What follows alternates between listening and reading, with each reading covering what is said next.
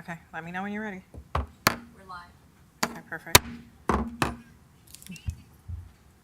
Is the feed on? Are we, Yes, we're live. we're live? Okay. Okay. Special workshop, 6 PM, Tuesday, July 9th, 2024. Pledge of allegiance, please. I pledge allegiance to the flag of the United States of America and to the republic for which it stands, one nation, under God, indivisible, with liberty and justice for all. Roll call. Commissioner Jacobs? Jacobs with an S. You said that. Commissioner Jacobs, Here. Acting Clerk Commissioner is running a little late. Clerk Commissioner Hodgkins, Here. Vice Mayor Morset, Here. Mayor Mohammed. Here. We have quorum. Okay. Does anyone want anything removed or withdrawn from the agenda? I would like to add to the agenda from the previous meeting that was canceled. I would like to add a vote for town manager. Do you want to address that? Yeah, so, Vice Mayor, Commission, hello, Acting Clerk Commissioner. Just with regards to the addition of items to the agenda, I just would urge the commission just to be mindful that adding things to the agenda at the commission meeting could create an issue with regards to the sunshine law. We know under Florida law, under Chapter 286, the public has an absolute right to speak before final action is taken. And if an item is not on the agenda or there's no notice that an item is going to be discussed, I would just be a little wary or a little careful about adding things for the commission to take action on for something that wasn't agendized. There may be some exigent circumstance exceptions to the extent that the item related to the health, safety, and welfare of the town or of the community. But as a general premise, I would just kind of caution the commission with regards to adding items at a commission meeting when the public hasn't had notice that those items are going to be discussed. I understand, but it was announced at the canceled meeting. It was. That was for, okay, we can do it on a Yeah, later date. I mean, I just offer that as a cautionary tale, depending on what the item is. If the commission wanted to take some action, that's certainly within your purview, but just depending on what that action was, I would just be very mindful about the public's right to participate in that discussion and provide notice for any particular item that was acted upon. I would also like to add an item using exigent circumstances to protect the health and safety and welfare of the community, addressing the interim manager's position. It sounds like you and the Vice Mayor, Commissioner Jacobs, are looking to have something similar with regards to the manager. Again, I don't know what the substance of the item is, but it sounds like it both relates to that position. So maybe if we get through the agenda at the end, we can kind of discuss the substance and potentially have that conversation. Okay.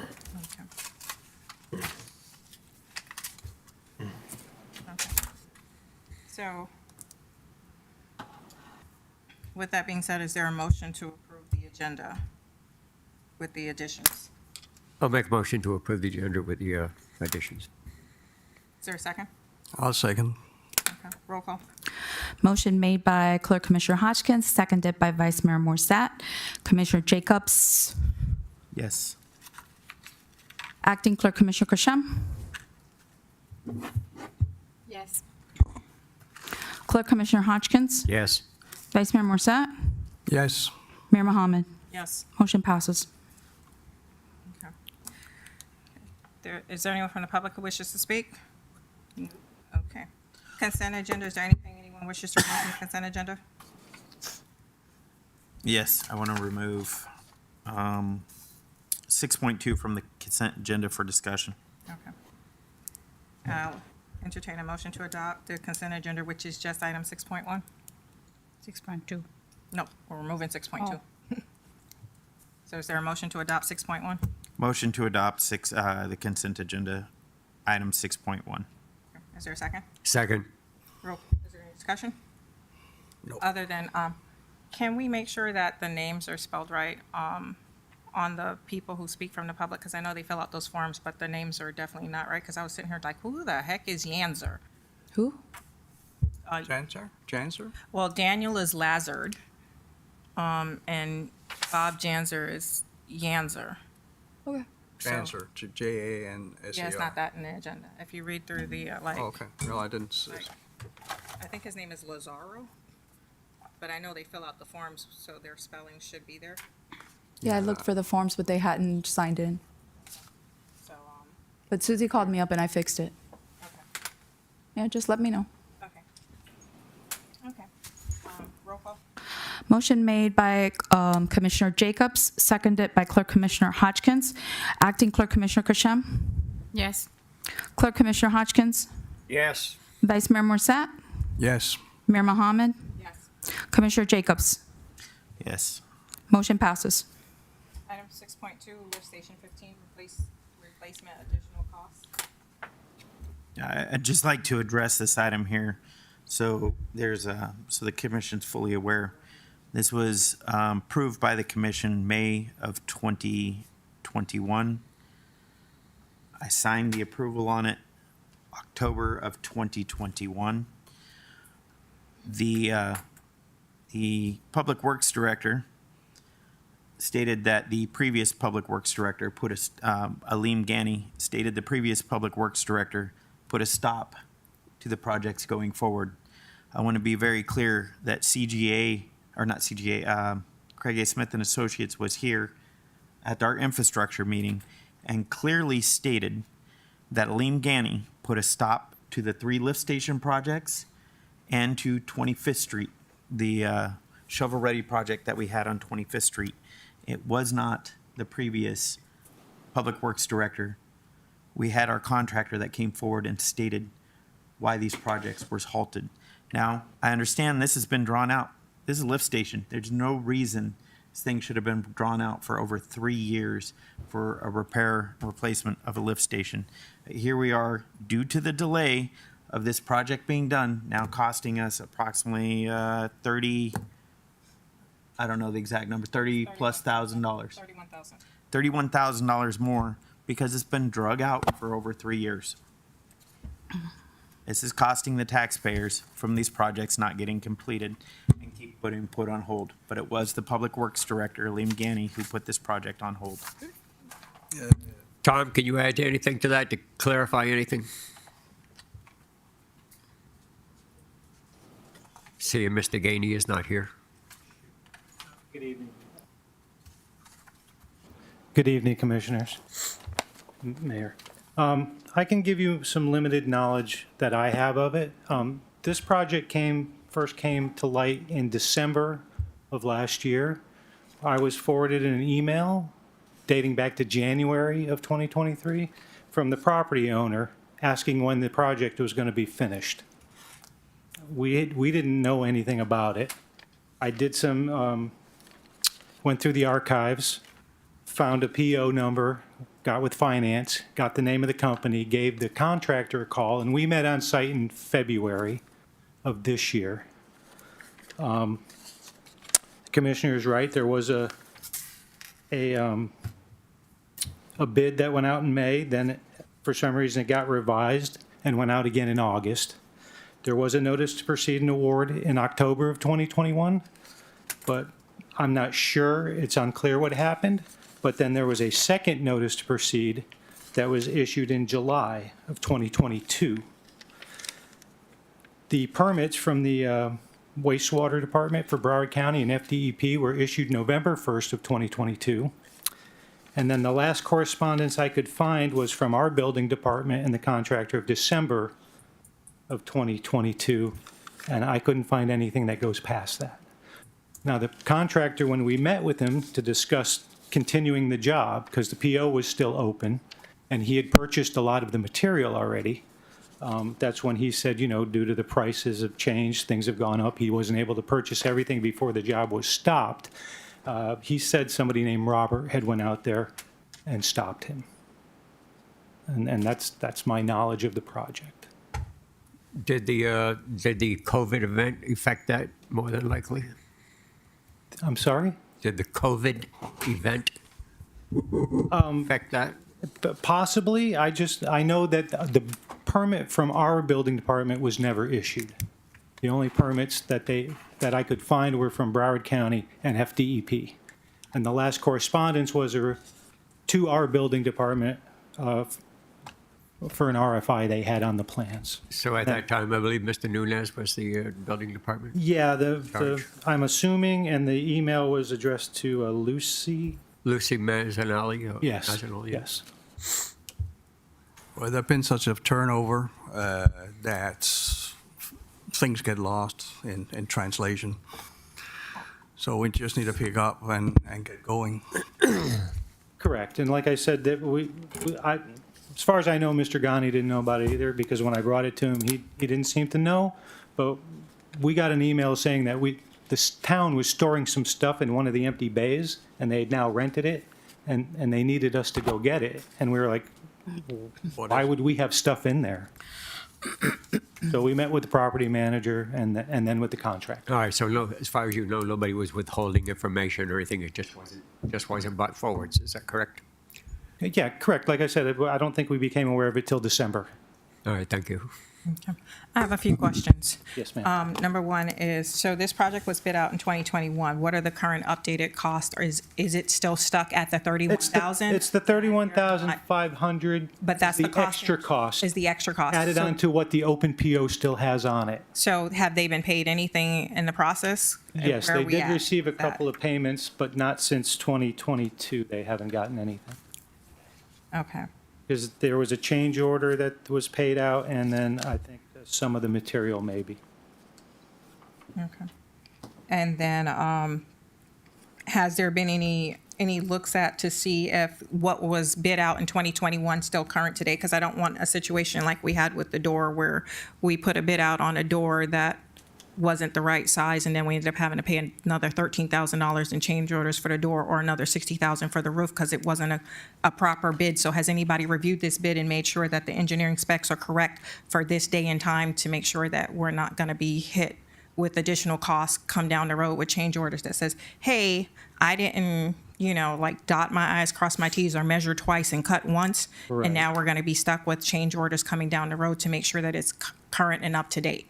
From what I've seen, Are we using somebody else's old work from 2021 and we're just paying additional money, or Well, have we measured twice to cut once? no, the plans are the original plans. Okay, so is there going to be any review? Because that's a concern of mine, just because of the Still fact that I'm looking at, we spent $13,000 for a change Correct. order on a door because it wasn't measured right, and we spent $60,000 on a roof because it wasn't measured right. Correct. By Well, using the previous administration's work. Correct, and they still have to get a permit from our building department, which still was never issued. But is somebody going to Yeah, they'll cut? be Is somebody going to reviewing- measure twice? they're gonna Here's the review question: it. Is somebody going to measure twice? Because I don't want to sit here and say, okay, yes, we're going to give you 31,000, and then come to find out after they No, understood. get into it, hey, the RFP wasn't right, and we didn't go all the way to the edge of the roof. That's why we had to spend $60,000. Yeah, no, Because somebody didn't know to put a this is a roof little all the way different. into the building. Yeah, this is a little different. The pressures on the force main haven't changed, and there's been no build out, so the flows shouldn't have changed. So the pumps were sized for what was coming in. Okay, so these are what my concerns are. And then, I'm also a little confused because this is the first time I'm hearing about 15, and I've gone back through all of my emails, and even going back through the discussion that we had with Craig Smith when they came out and they discussed the lift stations. I think it was 13 and 11 or something. but 14, 17, and 19. Yeah, so where's 15 coming into the mix at? I think they're not on the list because it was already bid out and awarded. It was already work in progress. Yeah.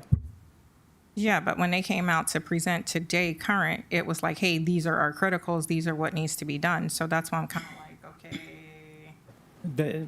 I think it was presented to you when you guys first came on back in April in the list of all the projects. I don't have a copy of it with me, but I believe it was in there as well. I believe it was too. It was lift station 14, 17, 18.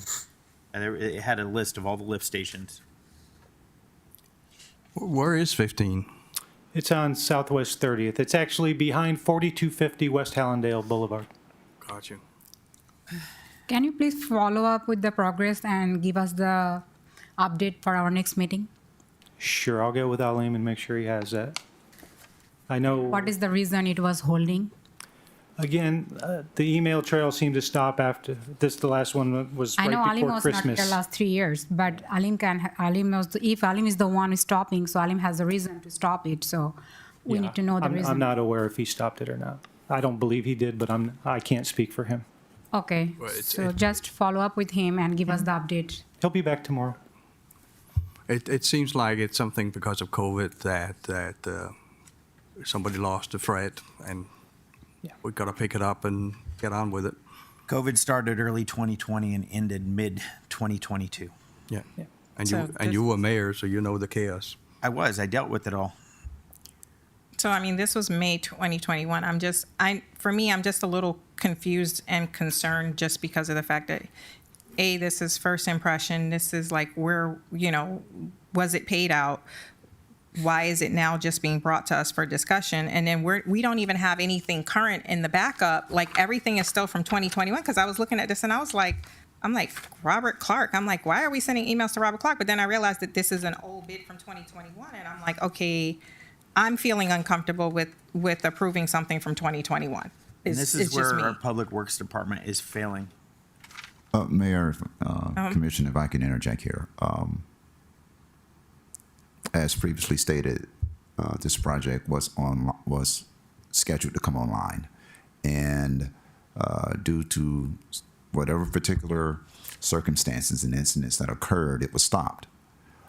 In that time, as you know, material cost for construction has escalated over that time. So we are faced, unfortunately, with those rising costs, understanding that there was a delay in moving forward. Now, I can't put my finger on what the delay, why it was stopped and suspended, but you did approve this to be on your consent agenda to move forward. And I think any additional delays will put, a critical, stress on this project overall, to be frank. But we are facing escalating costs because of the delay, and a lot of that had to do with COVID. There should be some type of response of why it was delayed, more specifically than what we have this evening.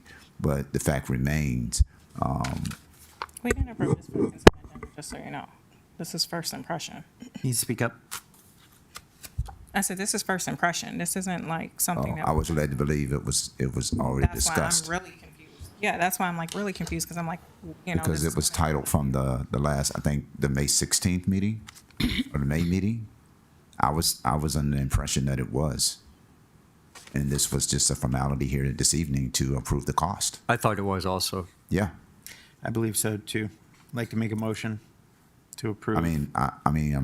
Mayor, I'd if just I'm like some correct. research. I'd like some research done on this. I mean, I don't have an issue approving it, but I would like some research to make sure that we're not. Commissioner Jacobs, you make a motion? I think that's in the backup that he, No, this is all 2021 I paperwork. second. I have nothing current. There's nothing current in okay, here. all right. Call the roll. Entire backup. There's no overrule. I still have the floor. That's why I bought you guys a talking stick so that when somebody's talking, you don't actually interrupt them. Again, Elementary school. my apologies. Mayor, So it doesn't work. again, Mayor and Commission, I was under the impression that this was consent because it was approved previously. If there's a different conversation that occurred, I'm unaware of that. Well, I would like to ask that you guys look into this to make sure, just because of the fact that, like, I'm literally looking at stuff from 2021, which just seems a little odd that there's nothing current. There's not even engineering specs current. There's nothing in this packet that's current. Everything's from Understood. 2021. Discussion. Feel like I should, can I finish talking? Yep. Go ahead, never mind, go. Okay, so it needs to be said on the dais that we have no coverage from FEMA through this hurricane season because the paperwork wasn't filed, it wasn't signed, and that was left also with the previous interim town manager. Huge failure on our part. So if we do have a hurricane that comes through, guess what? This whole town is screwed and it comes back on this commission. So this is another infrastructure project that was approved. It's gone forward. It needs another $31,500 to complete. We need to stop holding up the progress because it's going to take 2 months. Our next vote meeting isn't until September. So we're going July, August, September to move this. Needs to be completed. Should have been completed 2 years ago. This never should have been drawn out for 3 years. Made a motion to approve. approve this as it was on the consent agenda for the extra $31,500 to have this project completed. I second. Roll call. Motion made by Commissioner Jacobs, seconded by Vice Mayor Morset. Clerk Commissioner Hodgkins? Yes. Vice Mayor Morset? Yes. Mayor Mohammed? No. Commissioner Jacobs? Yes. Acting Clerk Commissioner Kashem? Yes. Motion passes. Mayor, just for a follow-up with this, if you're requiring some additional information, our Public Service Director will be back in office tomorrow. Okay. We can follow up with some additional information for you to get some clarity on the previous conversations. Okay, please, I appreciate it. Sure. And also whatever updated engineering specs, just I want to make sure that we're not going to be in another situation that we have been in the past. Okay. Resolution 7, tentative millage rate. Mayor, thank you. For the record, Mayor Commission, Resolution 2024-009 is a resolution of the Town of Pembroke Park, Florida, adopting a proposed operating millage rate of 8.50 mils for fiscal year 2024-25, commencing on October 1st, 2024 through September 30th, 2025, setting a date and time for the first public hearing to consider the tentative millage rate and tentative budget, and a date and time for the final public hearing to adopt the final budget and millage rate, providing for directions to the town manager, providing for an effective date. For your consideration, Mayor Commission. Is there any discussion? Yep. Go ahead. If we would have gone forward with correcting the tax problems in this town, we could have been bringing the millage rate down to around 5.4% and separating out the pass-through fees to make our taxes fair across the board, so everyone in Pembroke Park pays their fair share of taxes and the mobile home parks are not exempt from paying their fair share. So here we are, another year at 8.5%. Just want to be noted, I've been working diligently to bring our taxes down in this town. Is there any further discussion? If not, entertain motion.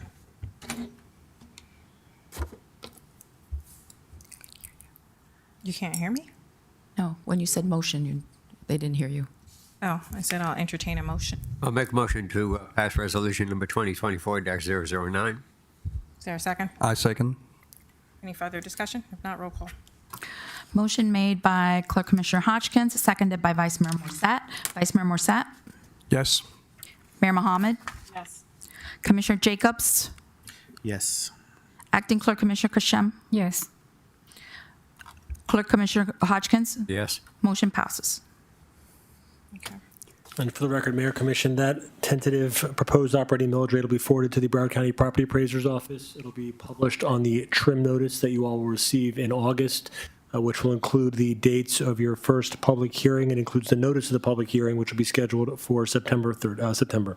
So thank you, Mayor. All right, perfect, thank you. Okay, so the two non-agenda items. Commissioner Jacobs? Again, I'm going to go back and pull this up real quick. Using exigent circumstances to protect the health and safety and welfare of the community. Believe while the commission is on hiatus that the town manager should have the authority of the commission while we are out to conduct business within the town without having to go through the commission or the need of the commission till the next commission meeting, which is August 23rd. August 23rd. August 23rd. Right, August Excuse me, 20 August 28th, I'm sorry. August 28th. Yeah, I'm trying to is- pull yep, up. It's on the sorry back about that. page. 23rd is a Friday. Okay, August 28th, which would be the commission workshop where the commission reconvenes.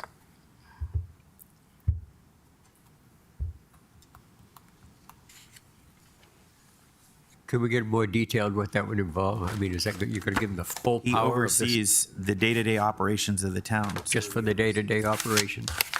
What's the legal implications? So a couple observations, Mayor Commission. In years past, this commission had adopted a resolution. This goes back about 10 or so years. When the commission went on recess, there was a resolution that increased the manager's spending authority to $10,000. At the time, the manager was only authorized under the code to spend, I believe it was $2,000. So the commission had increased that authority during the summer recess. In 2020 or 2021, the procurement code was amended to increase the manager's spending authority to $10,000.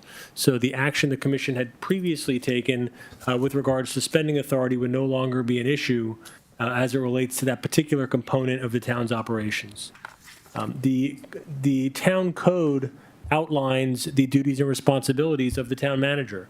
They are codified in, let's see, it is in section 2-94 of the code. Your manager, as it stands today, has all of those duties and all of those responsibilities.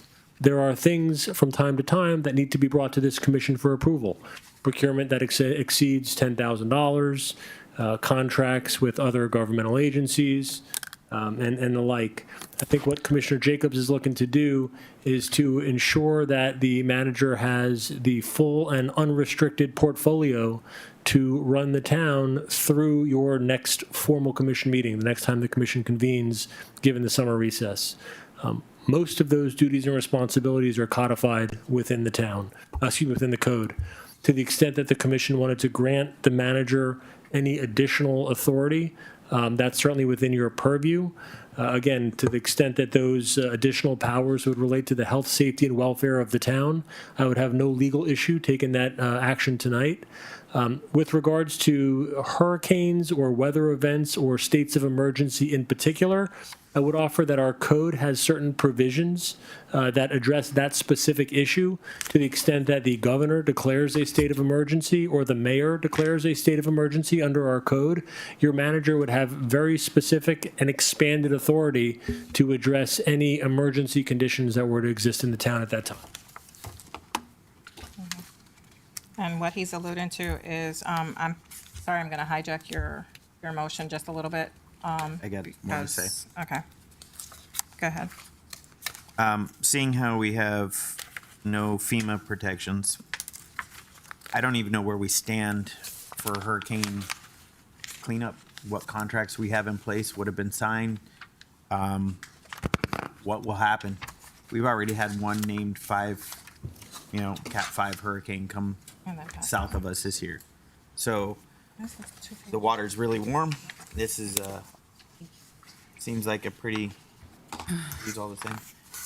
Yeah, 2. It's gonna be a very active year Yours for, too, and this is, Double-sided. I don't even know where our emergency management plan is here, okay. honestly. And So, with the commission not being here on hiatus, yeah. I know I'm not available quite a bit for the next month and a half. Okay. I don't know what the plans of the other commissioners are, but if we don't have a quorum, we don't have the ability to be here to act in that capacity. Thank you. And if I may just offer, in 2021, actually it was in late 2020, but took effect January 13th of 2021, the commission adopted a fairly comprehensive emergency management code provision with regards to the town. Yes. There are certain operational issues in the context of the day-to-day operations of the town that the manager runs consistent with his duties and responsibilities. But again, if there is a declared state of emergency, either by the governor or by the mayor under the code, all of the manager's power, authority, and duties are expanded in order to address those particular emergency circumstances, whatever they may be at the time.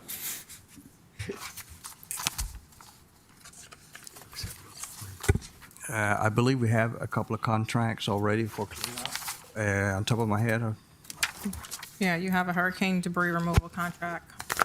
Yeah, Tom should be able to answer. yeah, Tom may have, It's still current and signed. That's Mayor the question. Commission, thank you, Tom.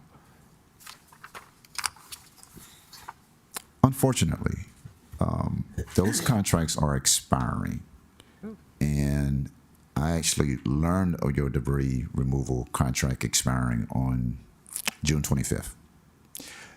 Your debris removal vendors contract is scheduled to expire, I think, September.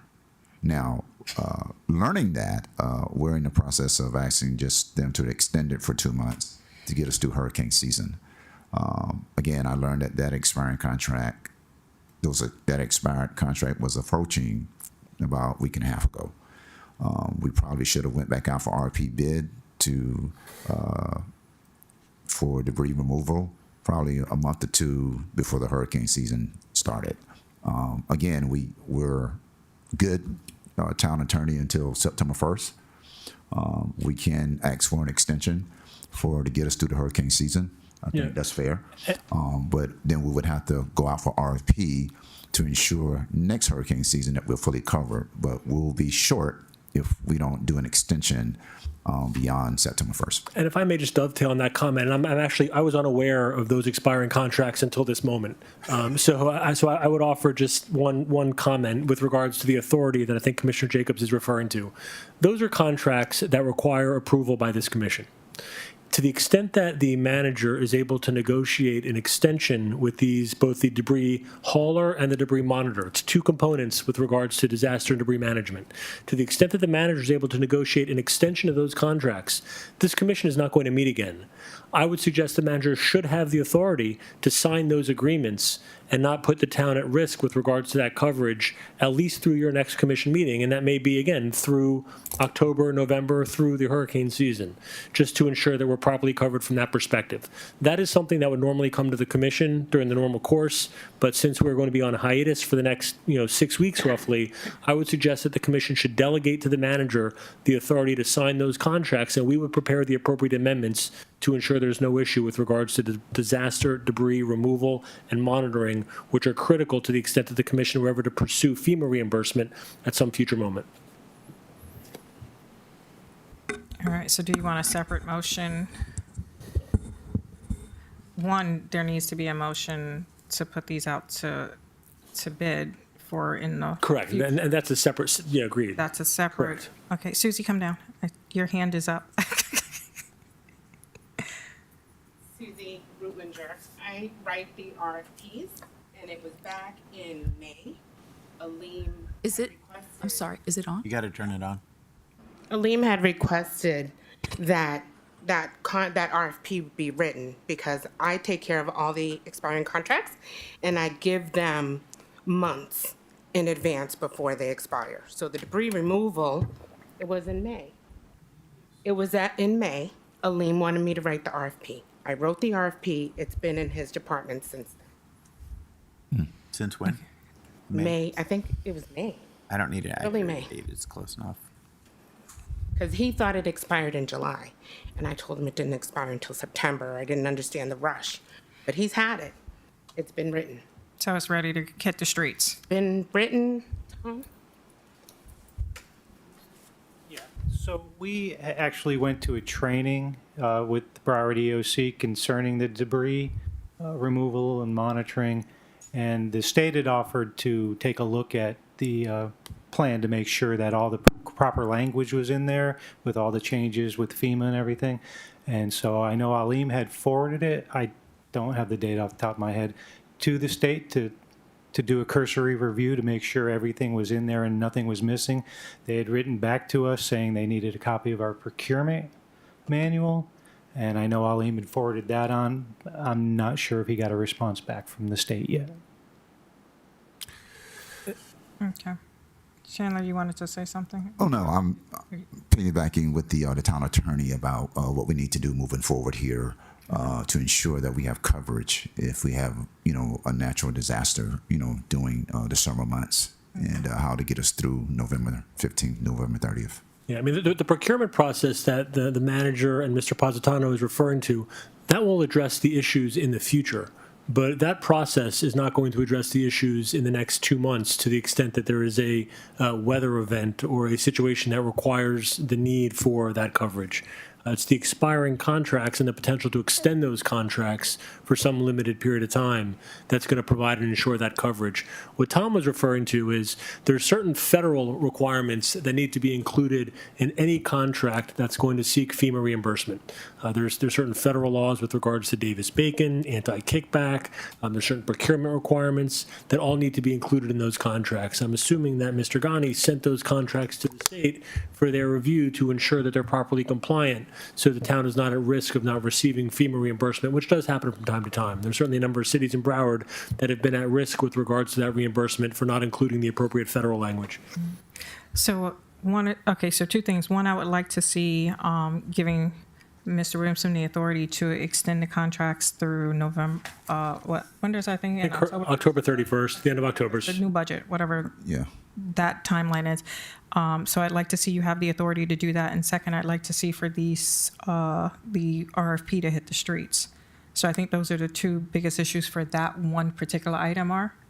So, Well, the RFP, the procurement is really just direction to your staff. I mean, that's the easy one. I would ask for a motion to delegate the authority to your manager to sign an amendment extending those contracts for the limited period of time. And again, whether it's through October or through the end of the year, we'd have to negotiate those terms with the haulers, with the vendors. but then he also still needs the authority for other things as well in order to do the day-to-day operations that he doesn't have the authority to do. So do you need a separate motion? It would be for that? yeah, it'd be a blanket motion. Need two motions? Well, it would be one motion to delegate the specific authority as it relates to those contracts. Okay. So when we dispense with that issue, then I think what the mayor is referring to secondarily are other operational issues that may come up over the next 6 or 8 weeks. Okay. Then I'll make a motion, as previously stated, to handle the contracts. Yeah, I second. And that's squarely within the health, safety, and welfare of the community. I have no issue with that action being taken this evening. And then, Right, second, roll call. Motion made by Commissioner Jacobs, seconded by Vice Mayor Morset. Mayor Mohammed, Yes. Commissioner Jacobs, yes. Acting Clerk Commissioner Kashem, Yes. Clerk Commissioner Hodgkins, Yes. Vice Mayor Morset. Yes. Motion passes. Make a motion to give the interim town manager, assistant manager, the authority to handle the day-to-day operations while the commission is on hiatus to August 28th, 2024. Including the ability to suspend employees if need be. Yeah, Full- I guess full, Shouldn't he have that already? full commission authority. He should have that No. already, Yeah. right? To a certain degree. Yes. Well, specifically, hold off on my motion. Department heads fall under the commission, so that would give him the authority to oversee department heads while the commission is on hiatus, correct? That'd be better worded? If that is your intent, I would be Yes. very clearly state that in the motion. Okay, so for exigent circumstances to protect the health, safety, welfare of the community, I'd like to make a motion to give the interim town manager, assistant manager, the authority of the commission during the hiatus to August 28th to handle the day-to-day operations, oversee the directors, department heads, and handle, And also move the building Emergencies. department forward yeah, as well, because the building department needs to be moved forward and That- planning and all of that stuff as well. Sorry. that's, what's a short version of that? Here we go. To give the manager the authority to handle the day-to-day operations of the town, overseeing what the commission normally oversees, which would mean directors, department heads, which includes the building department. And town planner. And the planning department. All All the department department heads, positions. all the department. Let me just be very clear about one thing. Would this include the ability to hire employees? I know we have a number of vacancies, so this would Yes. include the manager's authority to hire these positions. Just make Yes. sure we're clear about the commission's direction. Yes. Okay. Does that include department heads? What I'm hearing is it would, unless, directors, so, No, I don't want to go along with that. No, I'm a little, Well, I we think need, that's a little far-reaching, but well, he Yeah, it needs to is. deal with the other building department. positions, yes, but department heads. Currently, Mayor Commission, right now, we do have one particular department, and that's the building department, that had some candidates. And I have had an opportunity to speak with those candidates. I know that's a primary concern of getting someone in place. So I'm comfortable with who I've met with. However, I will go at the pleasure of the commission on that particular position. We also are coming to an end with the finance firm's contract, and hopefully we can find a full-time finance director as well, which is critically needed. But again, those are, I work at the pleasure of the commission, but we are looking at resumes for that position as well, because we know we'll be releasing David here thereafter the budget is complete. And so it's critical that we have a full-time finance director as well. This is not new for me.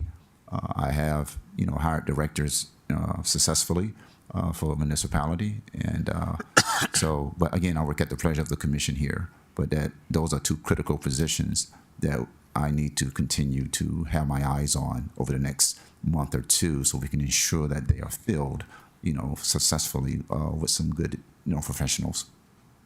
Let me throw something on that about the building department specifically. I looked at the candidates too, and I actually have a really great candidate, but I also look at the financial end of it, and I see that right now it's costing us, I went over this with David, the finance director, and it's costing us about $98,000 right now a year, based on what we've been doing. And if we hire someone, it's going to cost us double that.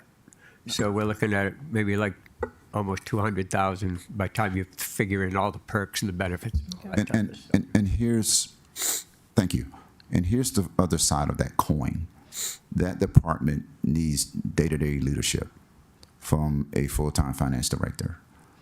And David, the building department. The building department, sorry. Same scenario. They need a full-time building official to manage that department. There are, areas that I've seen that should be addressed that it pulls me away from my, other duties to ensure that that department is, going through their checks and balances as far as, code enforcement, BTRs, building inspections, et cetera. There is a gap in providing leadership in this department because we have a contractor who essentially he's not here full time, and he's not leading that department. So there's a significant professional gap there in leading this department moving forward, and it puts a lot of stress on the current administration, my office, because there is a lot of oversight that has to be conducted that takes me away from day-to-day oversight. So it's critical that we get that position filled. But again, I work at the pleasure of the commission. These two positions are critical that we fill. I know they've been open for quite some time. Contractors are great for some positions. For others, they're not. These two positions, even though we need to spend the money to ensure that there's oversight, that's a part of doing business in this profession. And I can see us going, another month to 2 months contractually in that department, but it is missing that leadership, and it's sorely needed there. But again, I work at the pleasure of the commission on how you want to move forward in filling those positions. We have interviewed some candidates for the building department, and I would like to continue with that process. I know we lost out with the last disaster we had, but we need to make sure we get the right person for that department. Well, you had one the two candidates that you had, I had an opportunity to interview one for about an hour and a half this week. The other candidate that was also you were viewing pulled out as of yesterday morning, and that was a a viable candidate as well. So we're down to one candidate out of the two now. Who unless pulled you out? decide to go back out for advertising. Pulled out, sir? Is it James? I think the first name is McGinnis. something Yeah, McGinnis. he pulled out. He took a job in another town, so he's out. And I had an opportunity to interview the gentleman from That was my Hollandale. Well, I would like to see, give Chandler the authority to put it back out so that we can get the other candidates, because right now we currently have one. Here's what I got to say. At the previous commission meeting, Commissioner Hodgkins brought up the fact about contracted employees versus actual town employees when it came to these director positions. The thing is, this town has been very misguided for years. If a department head has multiple employees, we need to have an in-house person. When it comes to the building official overseeing the building department, the different departments within the building department code, whatnot, we need to have a full-time employee overseeing it, not a contracted part-time employee. Same when it comes to the finance department. We need a full-time in-house personnel to oversee the finance department. When it comes to other departments that don't have employees that oversee, those positions can be contracted out. Like, for an example, our IT department. There is nobody that the IT director oversees. All he does is outsource all those positions. So when it comes to that, that's a position that could be contracted out. Just as an example. So the ones that are critical, we need to have in-house employees. But over the last year and a half, we haven't. It's been the opposite. So those departments have no leadership, no management, no guidance. And that is causing a demise in this town by not having those in those critical departments. So again, my motion stands to give the interim town manager the full authority of the commission till August 28th, 2024, till the return of the commission. Okay, I'm gonna just put my little 2 cents in on the building department. I think that we need, even if it's a contractor, I just think that we need full-time employment. I think we can do the same with contractors, where you have contractors that give you full-time, contracted companies that will give you a full-time employee that's specifically assigned here, versus having someone who's coming in once a week. I think the problem isn't whether it's a contractor or what you call it. I think it's just making sure that you have bodies in this building doing a job every day from 7 to 5 or whatever our hours are. So I know that with some of what we're paying for doesn't make sense, because we're literally paying $90,000 for 1 day a week versus what would it have been, $180,000 for a full-time person 5 days a week. And those permits are being backed up. We have that new legislation in place that Dave can talk about as far as the building department and the fact that things need to be approved in a timely manner. So I think that we need someone full-time in here. We can get that service from a contracted company if we don't, and we would not be responsible for having to pay the benefits for pretty much the same cost. There was a company that you work with in Pines, where was it? What you're asking for is to have a contracted employee supervising town employees, and that doesn't work. That there's such a conflict of that when it comes down to taking action, disciplinary or whatnot. You need an employee, town manager, director overseeing the operations in those departments. Not town manager, but manager. That can work both ways. I mean, I've seen it, Commissioner Jacobs, where you have a full-time contracted director working in the department. He has full authority of that department, all the HR, authority of that department. Yet we don't pay benefits. Now, does it work for Pembroke Park? I don't know. Again, I just know we need to fill the space, to fill the gaps professionally, to lead the departments. And this is not happening tomorrow, but we certainly need to strategically move forward in gathering the candidates that we need as, again, the finance director phases out post-budget completion, and as we move forward with the building department as well. We've had candidates. Unfortunately, they pulled out one. We got one remaining. I was comfortable with that particular candidate. But however, if the commission feels we need to go back out for advertisement again, just keep in mind, it'll be delayed moving forward. But there are some decisions that we can make here to ensure that we are prepared for the future. Well, I don't want to do anything hastily. I would rather put it back out and let's see if we can get some more candidates, because I had a really good choice. I thought that James that dropped out was a really good choice. He was very knowledgeable of everything I asked him, and I was in the construction business for 50 years plus. And so he was my choice. It was too bad that we didn't get him quick enough, but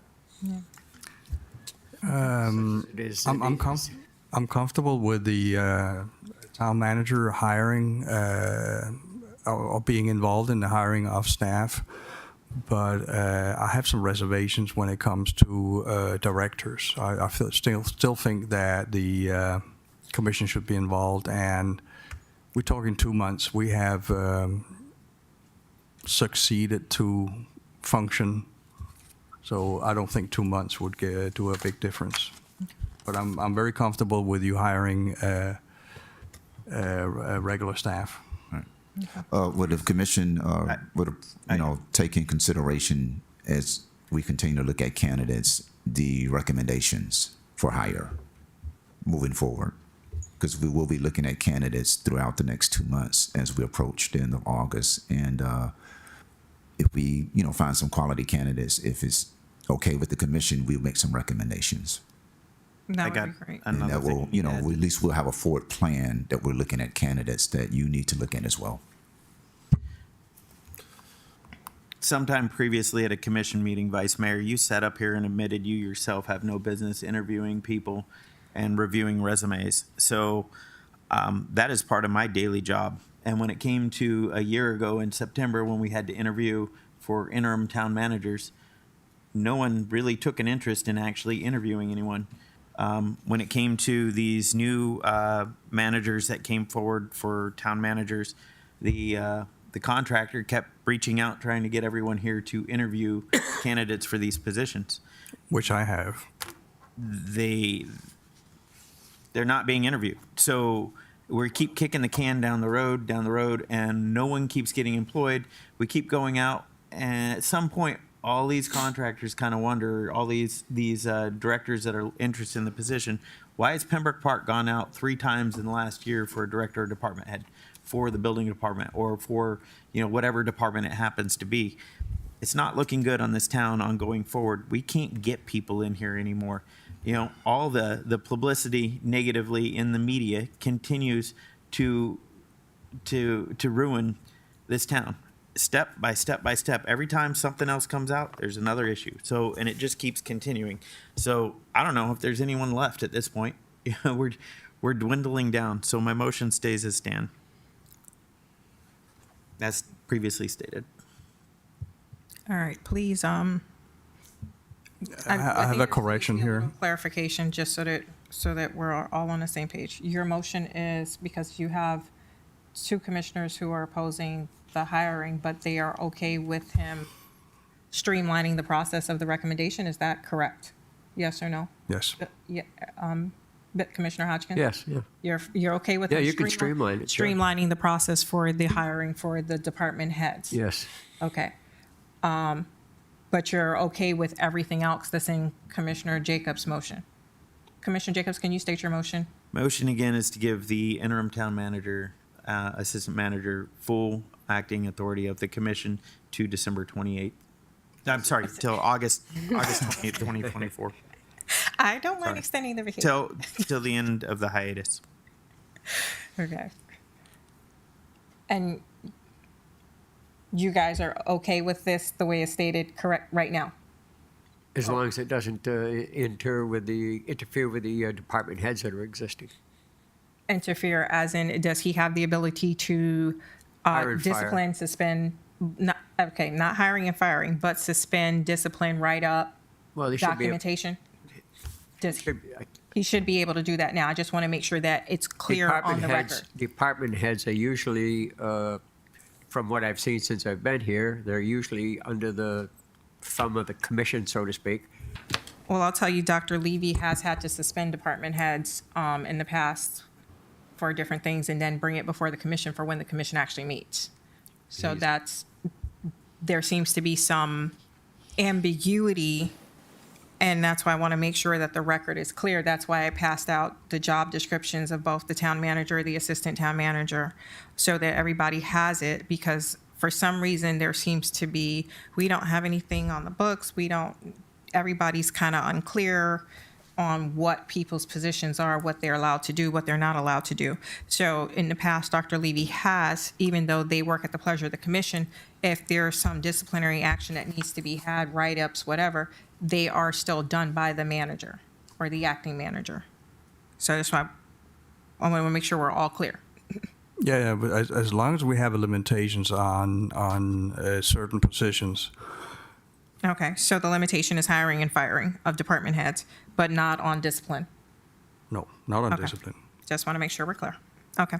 So that's your motion, Commissioner Jacobs? Does your motion align with what the will It does of the? not. It does My not. motion gives the manager authority to act on our behalf while we're not here for the next 6 weeks, till August 28th.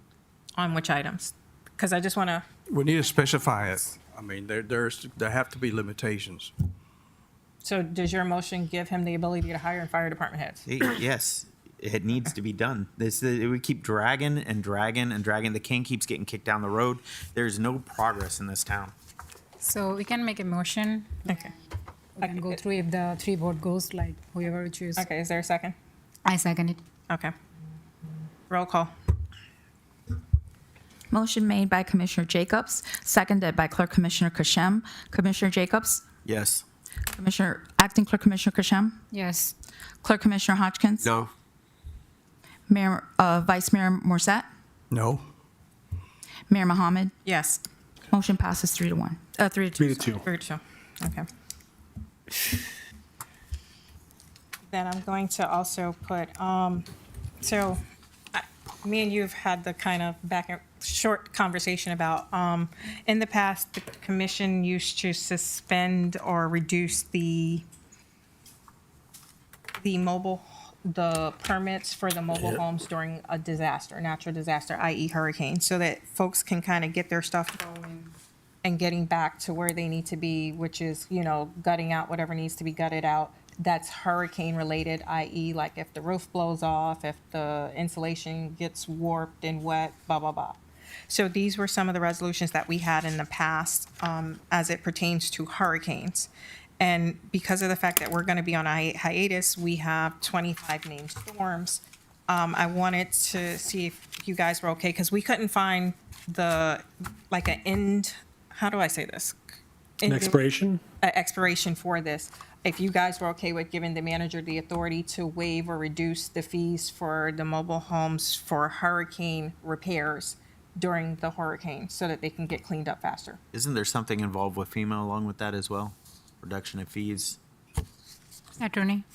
So a couple observations, and the mayor's correct. And again, these are resolutions that go back to 2005, 2006, and 2007. In 2005, the commission adopted a resolution which directed the town's building department to expedite the processing and issuing of building permit fees under certain limited circumstances. In 2006, the commission adopted a resolution relating specifically to mobile homes and accessory structures and adopted a policy for the building department with regards to hurricane repairs as it relates to those particular buildings. And the third in 2007, as the mayor indicated, was a resolution of the town commission reducing the building department processing fees by 20% for the repair of residential hurricane damage. That one was for a period of 12 months. The other two items had no expiration. So, again, without an expiration, presumably they're still in effect. But these resolutions are, quite a few years old.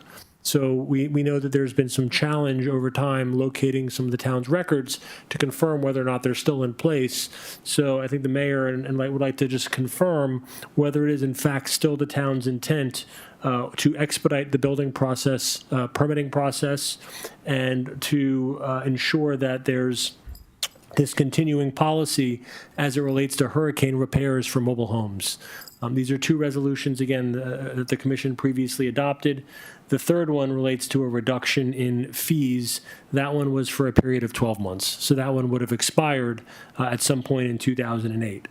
I think those are what the mayor is referring to, and the question is whether or not the commission would like to implement those similar policies for at least the next 6 or 8 weeks while the commission is on hiatus in the event of a weather incident.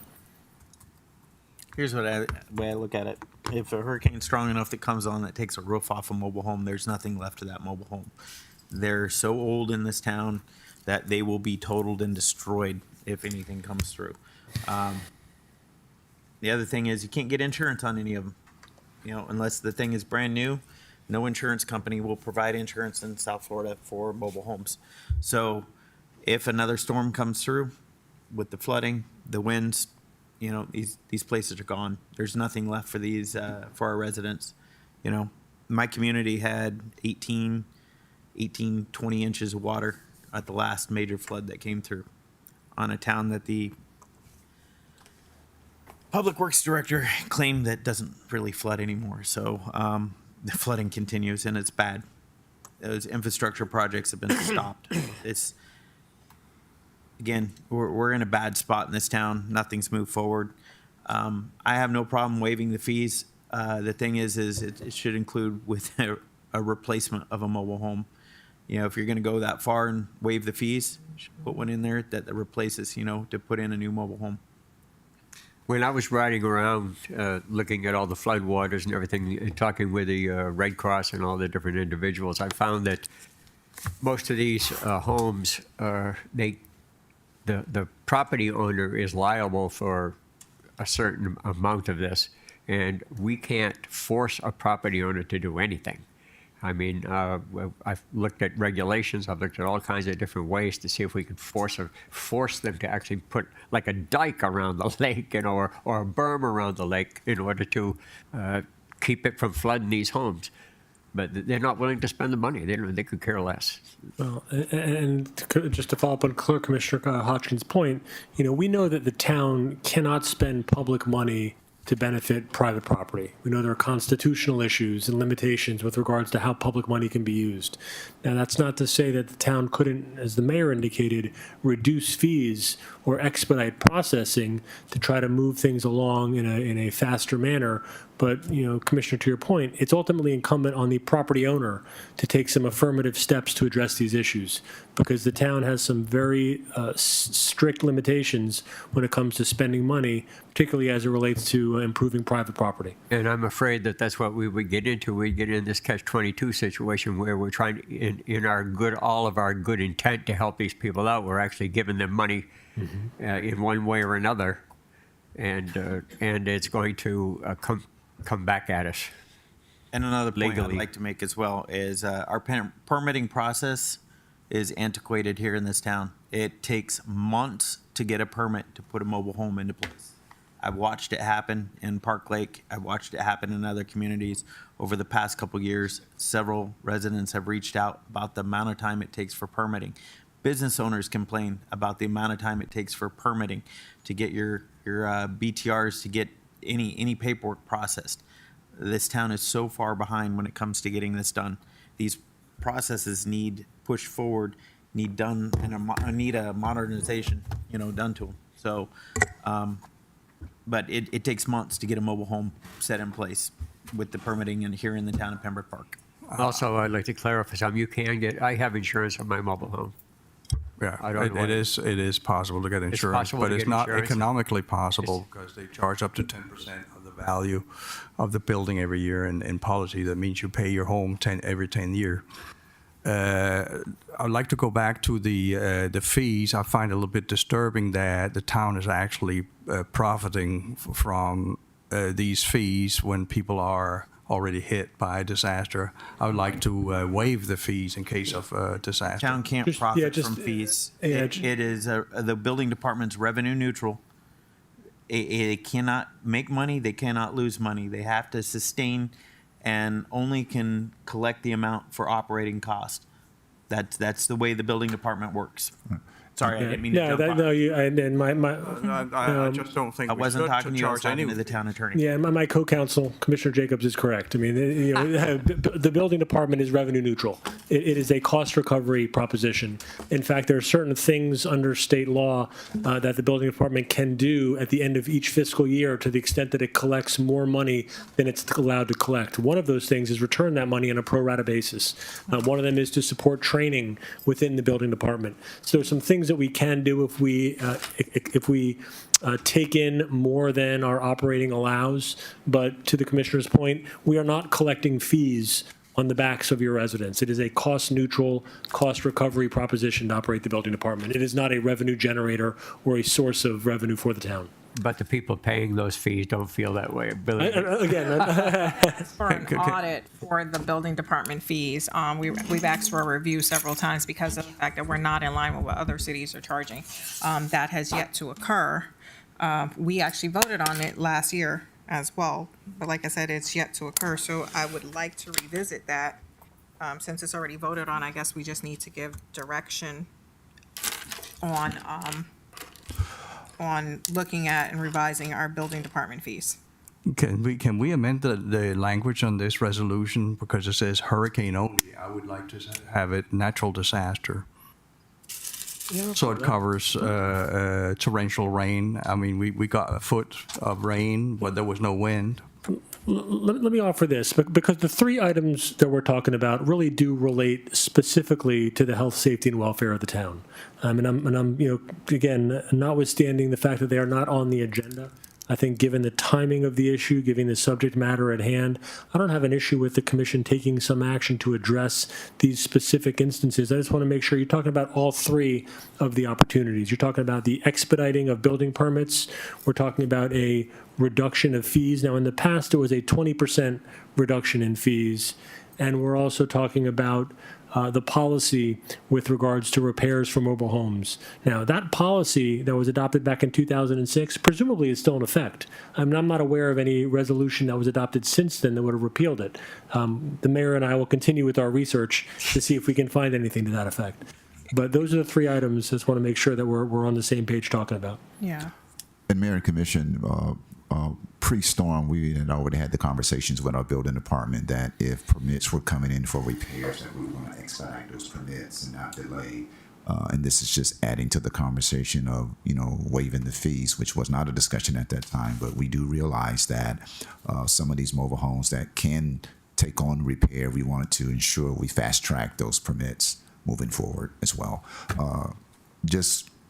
Coincidentally today, the SBA, the Small Business Administration, along with FEMA, did receive a declaration for Broward County for this event, June 11th through the 14th, which allows for available loans to businesses that were affected here in Pembroke Park, as well as home disaster loans for residential areas as well. That's been approved as of today. And mitigation, any additional funds could possibly be available for residents as well that sustain damage to their home. So that was approved today, coincidentally, before this conversation occurred, that residents will have availability of having loans extended to them for repairs. We'll be putting that information out publicly as well for all residents. Oh, that's good news. Okay. So you guys are okay with them enforcing the rules for the hurricanes, but you'd like to extend it to natural disasters? Natural disasters, because there has even been a tsunami in Florida, believe it or not. And tornadoes. Before We had humans. the tornado last year during One in West Natural Park last disaster. year. Yeah.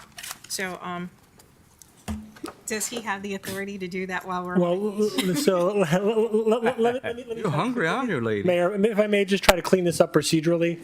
And again, I'm going to focus on these three resolutions. Could I, assuming the intent is to extend each of these three, we'll call them programs that the town has previously utilized, I would ask for three separate motions. One is to extend Resolution 05-12-12. That is a resolution of the town of Pembroke Park relating to property owner building permit applications and directing the town's building department to expedite the processing and issuing of property owner building permit applications. That is the expediting resolution. And if there was a motion to reaffirm that resolution, we will ensure that it is still on the books, still enforceable, and still the policy of the town. So can we start there, Mayor? Yeah, I'll make a motion to extend 05-12-12. Okay. I second. Okay. Roll call. Motion made by Clerk Commissioner Hodgkins, seconded by Vice Mayor Morset.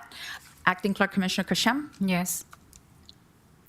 Clerk Commissioner Hodgkins. Yes. Vice Mayor Morset. Yes. Mayor Mohammed. Yes. Commissioner Jacobs. Yes. Motion passes. Okay. The second motion I'd ask for, Mayor, is a renewal of Resolution 07-01-01.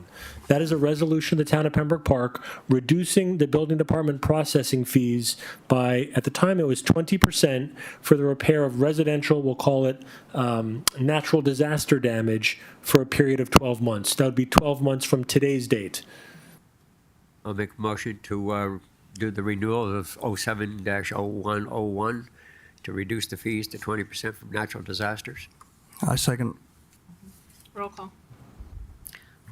Motion made by Clerk Commissioner Hodgkins, seconded by Vice Mayor Morset. Clerk Commissioner Hodgkins? Yes. Vice Mayor Morset? Yes. Mayor Mohammed? Yes. Commissioner Jacobs? Yes. And Acting the- Clerk Commissioner Kashem? Yes. Motion passes. Thank you, Mayor Commission. And the third one would be a motion to reconfirm, because again, I believe this policy is still in effect. We'll have to confirm that. But to reconfirm Resolution 0602-01, which is a resolution of the Town of Pembroke Park, Florida, relating to mobile homes and accessory structures, adopting a policy for the building department regarding natural disaster repairs to mobile homes and accessory structures. I'll make a motion to reconfirm Resolution -0602-01. I second. Roll call. Motion made by Clerk Commissioner Hodgkins, seconded by Vice Mayor Morset. Vice Mayor Morset? Yes. Mayor Mohammed? Yes. Commissioner Jacobs? Yes. Acting Clerk Commissioner Kashem? Yes. Clerk Commissioner Hodgkins? Yes. Motion passes. And just if I could, to clean up the record for the future, what I will probably do, with your permission, Mayor and Commission, is take the action this evening. Tomorrow, I will draft resolutions embracing each of those three actions that you just took, because typically a resolution is amended or extended by a resolution, not by a motion. Again, because of the circumstances, we're dancing a little bit this evening, but I think legally we're in a good place. You all have the authority to take the action that you just took. I think it would be better memorialized by resolution. Given the votes you just took, I'm going to consider that the adoption of those resolutions. It will not require any additional action, but there will be a resolution that memorializes each of the three actions you just took. Okay, perfect. Thank you. Thank you, Mayor Commission. Okay. Shoot, I put my agenda away. And I wanted an update on the audit so that everybody's on the same page. The audit of fees? No, the audit, but Oh, The that. town okay. audit. annual audit, or CAFR. Thank you, Mayor, Commission. The audit was presumed to be completed by June 30th. They will not, of course, they did not meet that deadline. We learned last week that they requested 45 additional days to JLAC to complete the audit. I know there was an expectation from the Finance Department that the audit would be done by June 30th, and we would avoid any future delays in providing audits. Unfortunately, the audit firm did not complete that deadline, and so the interim finance firm sent a letter to JLAC requesting a 45-day extension. Now, I have not heard from our auditing firm. I made an attempt to contact them and have a conversation to ensure that the 45-day would be met. I'm still awaiting a response. Mr. Delino has assured me that we will be done in 45 days, but ultimately it's the contracting firm that I think had some delays in processing some of the information, unfortunately. That doesn't bode well for us as a town moving forward, understanding that we've had past delays on delivering audits to the state. So this 45 days is not good, but hopefully when we can get it done within the next several weeks, where we can ensure that we continue to have a good relationship with our partners in Tallahassee and with the state. But again, Mr. Delina did send a letter requesting 45-day extension based on the incomplete work by the auditing firm. Subsequently, your auditing firm, I think this is their last year, contracted with the town. So we'll be going out for RFP post completion of this audit sometime, in the fall, in preparation of ensuring that we have an audit firm in place to complete our 2023-24 audit, successfully. Well, that was actually already voted on to put that RFP out on the streets, if I'm not mistaken, correct? I believe there was prior direction. Yeah, it was. It just never made it to the streets. Okay, well, it's on my list. It's on my calendar now. Okay, so, yeah. There's there's a list of directives that were given for the past year that just haven't been done yet. Susie, can you get him that list? The list of directives that were asked to be done that haven't been done. Concerning this current audit or moving forward? Moving forward with the RFP for the audit, because the contract expired, we did an extension or something. And we were supposed to put it out on the street and it just never made it. Right. I think they have a couple of months before it expires. So I don't think we're in jeopardy right now, but For this one, but I'm saying for the next one, understood. yeah. I just wanted to make sure that everybody's aware, and if anybody has any questions on what we went through last year, Dave Segerson is here to answer those questions. And where we are with JLAC and the Auditor General and all of that wonderful stuff. Okay, your item. Yeah, in January, we agreed to hire a consultant, a headhunter, to find us a town manager. And it seems like we are not following that process that we agreed to in January. Renee Narlock's company and associates, they send us 3 candidates, and I have interviewed them all. And I suggest that we take a vote on one of these candidates.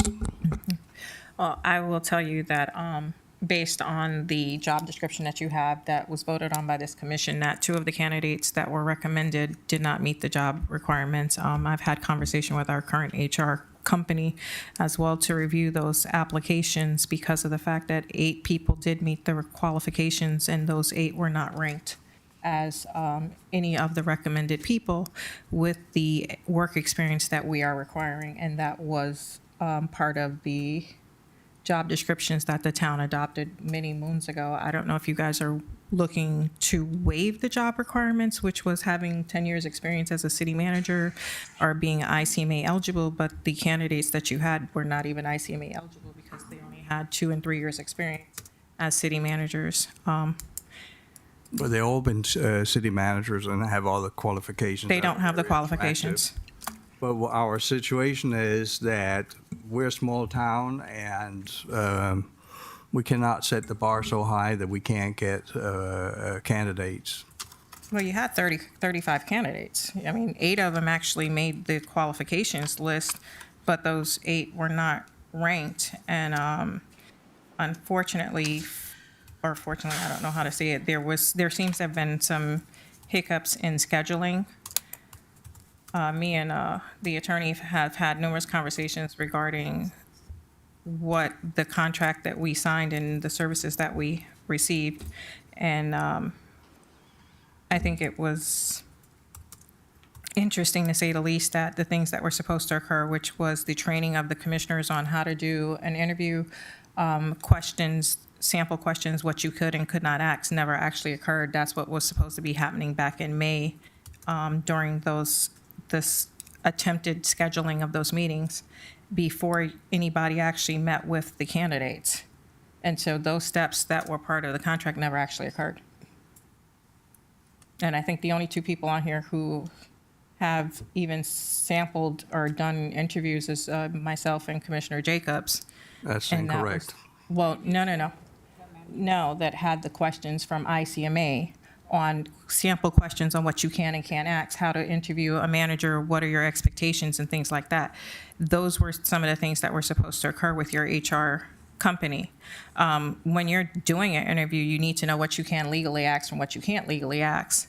And those things never did occur, which was why I think we brought it more so back in-house to the current HR company that you have that we're currently paying. How much? What are we paying the current HR company?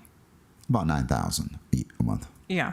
You have a 3-year contract, 9,000 a month, about 102,000 a year. Okay. So you have somebody that's here right now that can come in and sit down with each commissioner and explain the process of how to hire, what the questions are, go over the actual job description. Because have any of you guys looked at the actual job descriptions that was voted on by the commission that says what the minimum requirements are for the position? Yes, and but I don't know who had the authority to override the decisions that we made here on the dais to change the way and direction of the hiring of town managers. I believe that has to be up to a vote, and somebody made that decision and postponedly informed us that that's the new facts, and that's kind of like overriding our own authority here. Well, Ms. Norlock requested her compensation, so we made sure to pay her for her services that she had rendered. It's not about the money. It's about the process on the dais that we vote to follow a procedure. And if we're not, we need a vote for a new procedure or canceling the procedure. We can't just have one commissioner or two commissioners make that decision outside the dais. I think that was done on the basis of efficiency, but that is fine to bring it back before the commission because, Well, we were violating our own charter and our own government. well, no, it's about economic waste and the fact that we were paying two people for the exact same services, which could also be seen as economic waste and be criminally chargeable. When we entered the contract, we did not have an HR company here to handle this sort of procedure, which was why we put it out because of the fact that we knew that our former HR director, Babette Friedman, was on the way out the door. And we wouldn't have anybody here to streamline those resumes, which is why we had the issues we've had with filling a couple of these positions was the fact that you had the interim city manager where nobody vetted it, but you guys got contracts. Well, you got resumes and nobody vetted it to know that there was questionable backgrounds on the last person that was voted on. So we can move forward. We are planning on moving forward in the process. We also need to have standards set with human resource for background checks. Well, We don't really have that now. Well, that's why we have a company here right now that's supposed to be doing that. And I can tell you that the packet that Ms. Norlock presented, she forwarded that packet over to our current in-house HR for them to go ahead and vet it. And I don't know where the HR company is in that process right now, but all documents have been forwarded over to Kristen and Fred. What is the guy's name? What's the guy's name? I know Kristen, I just can't think of what. John? John? Okay, yeah. So all the information has been forwarded over to Kristen and John to vet. So that's the last I heard of where we were with the process. Kristen and John are currently. Christian needs to have the commission to set certain standards for background check. She works in finance, not HR. No, not Christian, Kristen. Kristen. Czar. Kristen. Bizarre, however you say her last name. Yeah, it's almost the same name. Well, apparently she was doing background checks before, so. Yeah, Kristen Noel was running them through Hire Right, the background checks before. But I'm not sure exactly what Kristen Bazar's background check process is. Well, Gary Group has a very robust background screening process. They are, experts in this industry when it comes to HR services, and so at least with my interaction with Gary Group, Kristen here, and she's been a professional. That organization has done very well in identifying candidates, i.e., executive assistant that we've been trying to hire and other positions. So they are very well seasoned in background checks and the processes that they use to vet candidates. This is not their first opportunity at this. They have other contracts with other municipalities, and they're a trusted, firm to do background checks for vetting candidates. Since I've been here, I've worked directly with the HR firm in-house, and they've done, a fairly decent job of trying to address the day-to-day HR, issues within the city. There are several. As well as, provide leadership in advertising for positions, vetting the candidates, providing me with information on the top candidates. So they run the full list of services for an HR department as they are an HR director. They're just a firm working here. Now, back to the previous conversation, would I prefer to have a full-time HR director in-house? Of course I would. Because, it certainly makes it easier to address, daily issues. Right now, your contract is for 3 years, for 2 days a week, sometimes 3 if she can make it. And they've been able to, address all of those HR concerns and also do just the general task of the HR department as well. But they are fully competent in the areas of doing background checks. They have a very seamless process to vet candidates. The meeting that was supposed to happen on July 9th, we actually, I believe we brought up the fact that we were going to do some changing of the way we look for people. And I thought it would be good if I know we were doing background checks, but we weren't doing public background checks. And the public background checks brings out a lot more than it does, just a regular background check. The regular one, just for who don't know, it's just criminal stuff. But a public background check will show you all bad deeds done by bad actors and stuff like that. So it's really should be part of it. And if we need to have changed the way we're doing it, have a resolution or whatever, how we do it, I think it would be. Yeah, we need to give them. And Commissioner Hodgkins, just to follow up on that, this agency does do that. They do a criminal, and then one of their off-site staff does a public review of candidates as well. So the Guerin Group does both of those background checks. They do them both? Yes. Well, let's make sure that they have directions to do it, because Yeah, because, we just got like a slew of resumes over the positions that we're trying to fill. We have no public records. Zero. Yeah. Okay. You have that direction? Excuse me? So you have that direction? That you have the direction? Yes. Okay. Okay. What else do you have on that? You're good? yeah, I'm good. Okay. So I hate to bring up your salary in front of you. But I know you've been kind of, I don't know where you guys are going to feel, how you guys are going to feel with this. But because of the fact that, like, we have a thing in our handbook that says 10% of the pay, 10% bump up for doing the job. But I think that what we've swamped him with and what he's kind of getting stuck with, I think he should be getting the actual pay, not the assistant manager's pay. Yes. It also says in there that it's anything over 10% is at the discretion of the commission. He's doing the job of the manager. He should be getting the manager's salary while he's in the position. So would you make the motion? Make the motion that interim manager is getting the Assistant manager's pay. contracted amount for the manager position while in the position. Does that sound right? As long as there's a defined amount. I just want to be clear what that amount is. I believe it's 155. Follow to follow the manager's contract. You said the manager, but the most recent former The, manager? the previous manager contract.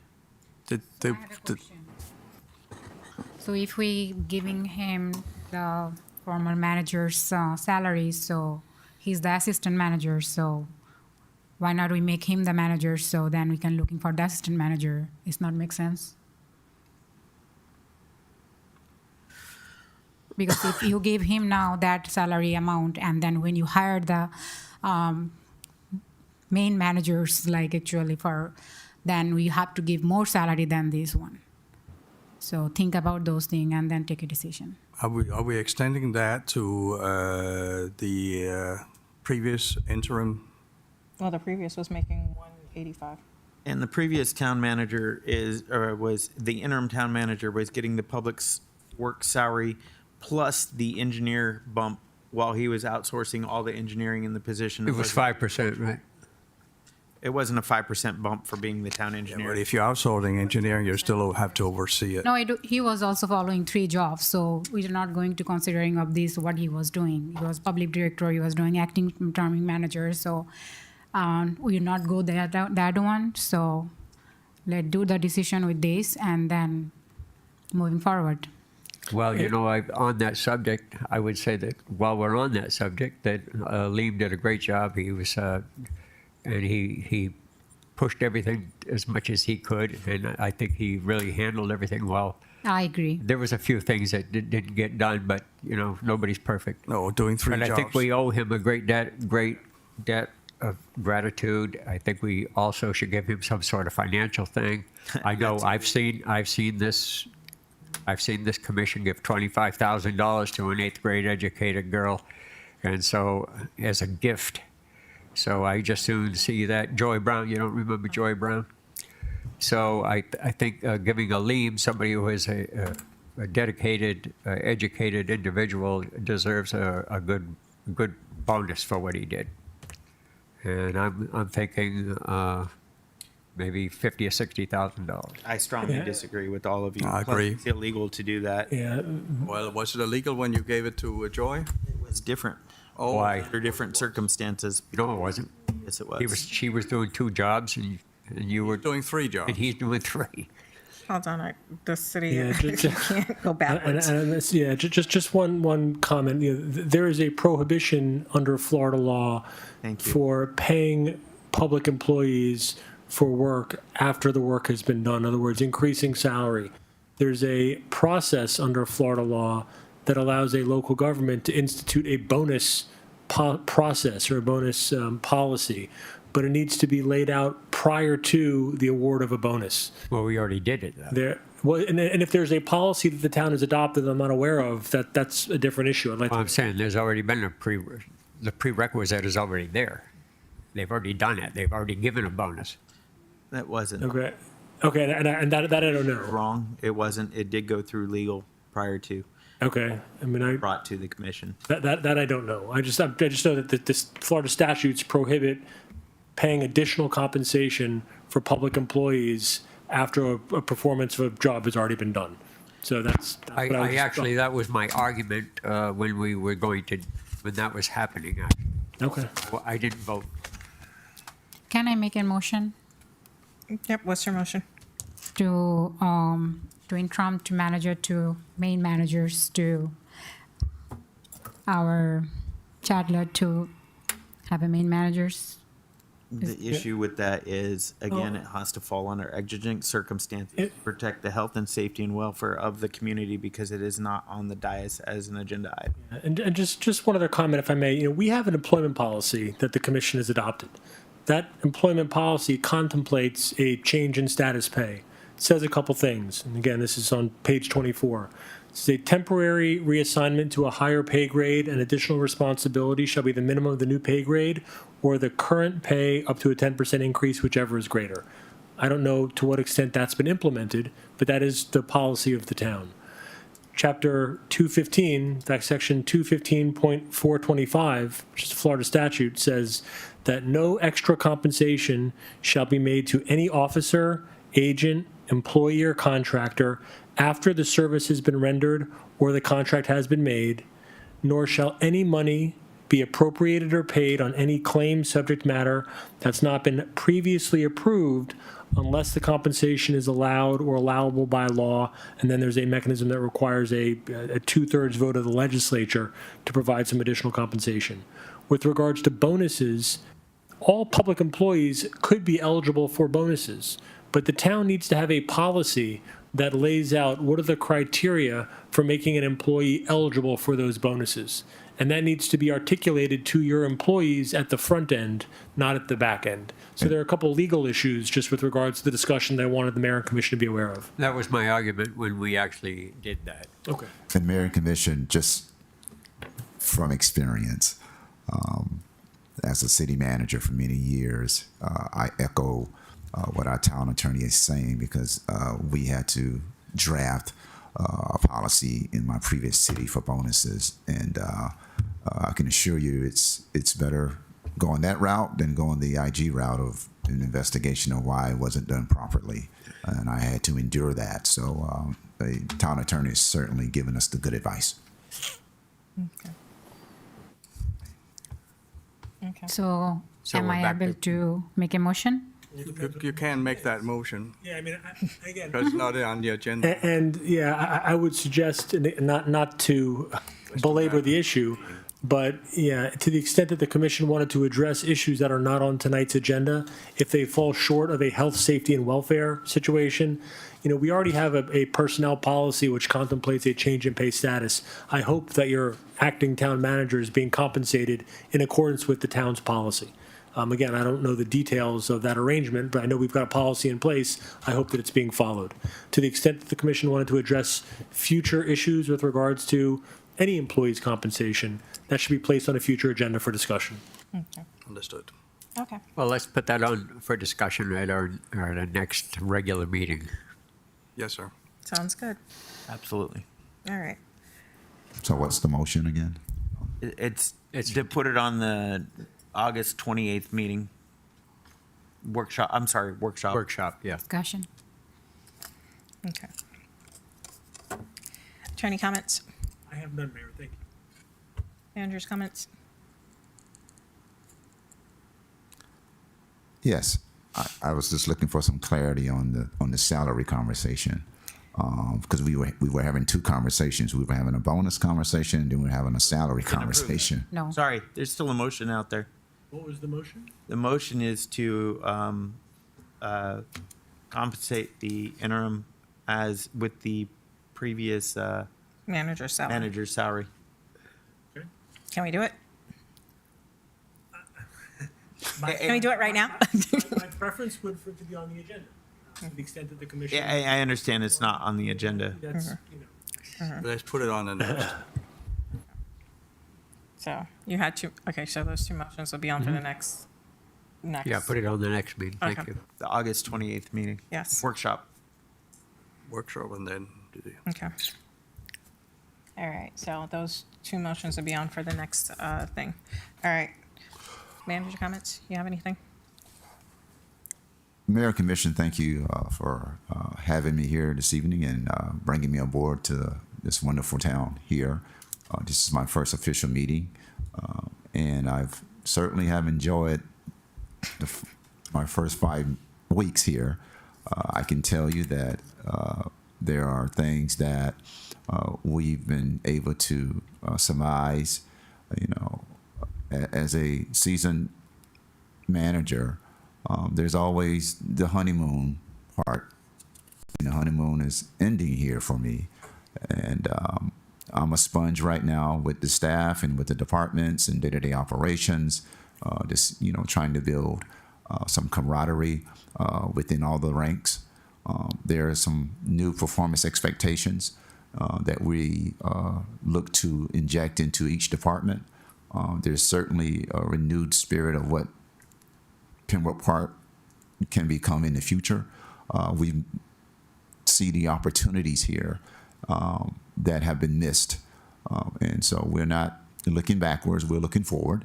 But we do have some things we need to address, performance-wise here in the town.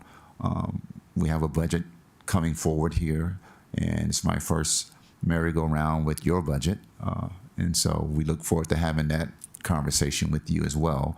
But I can tell you, I try to be frugal in some regards and loose in others. But we will address some of our expenditure practices that we have to ensure that we can continue building a proper reserves for the town, as well as address infrastructure needs.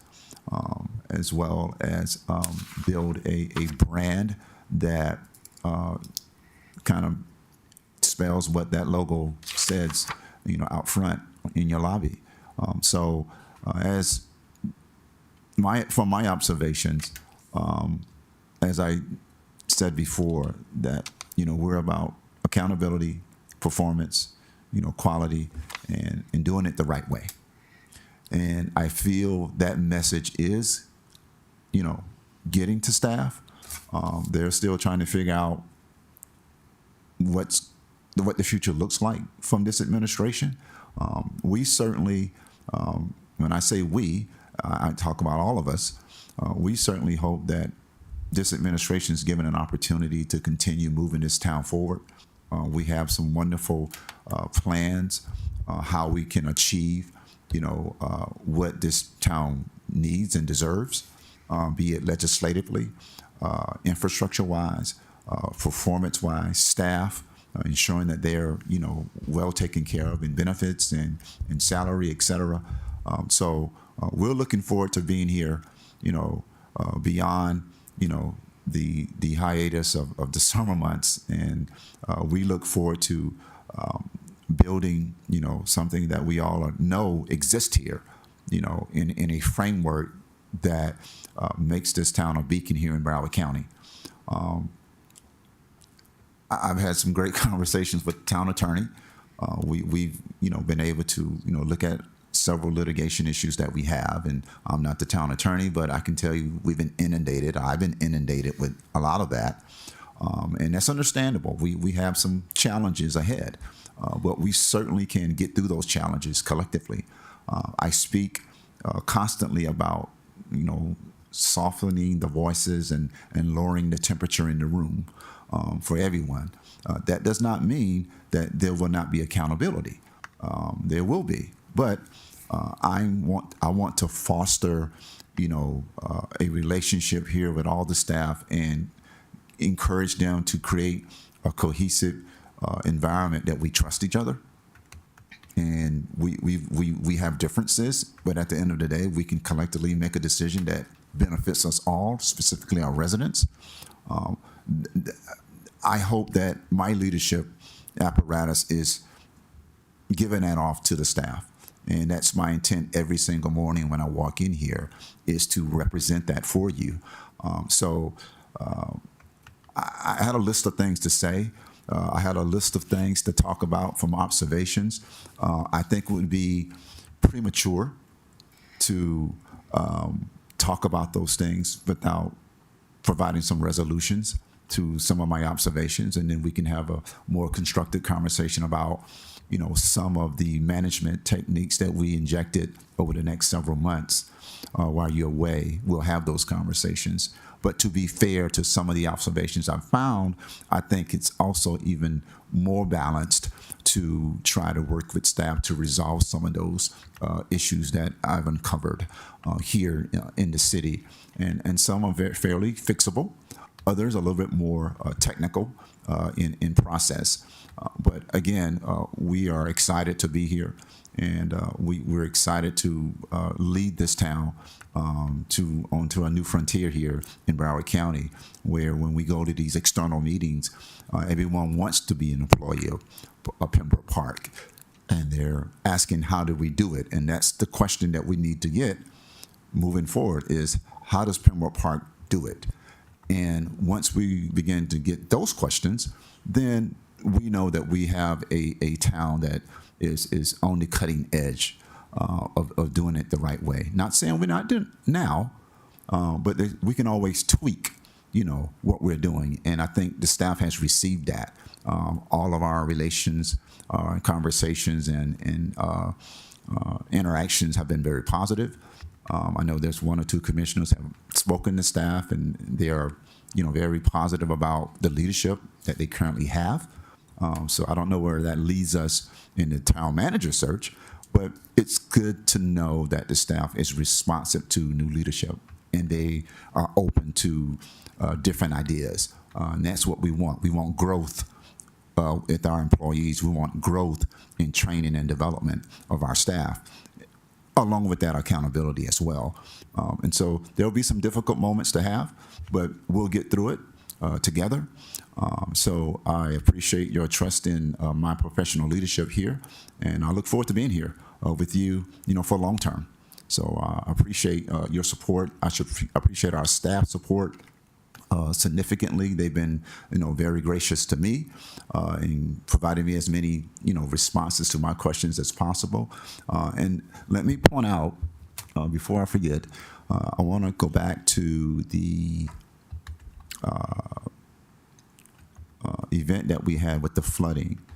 Mr. Jeffrey Lewis, who works in the building department, was very instrumental in leading us through that emergency.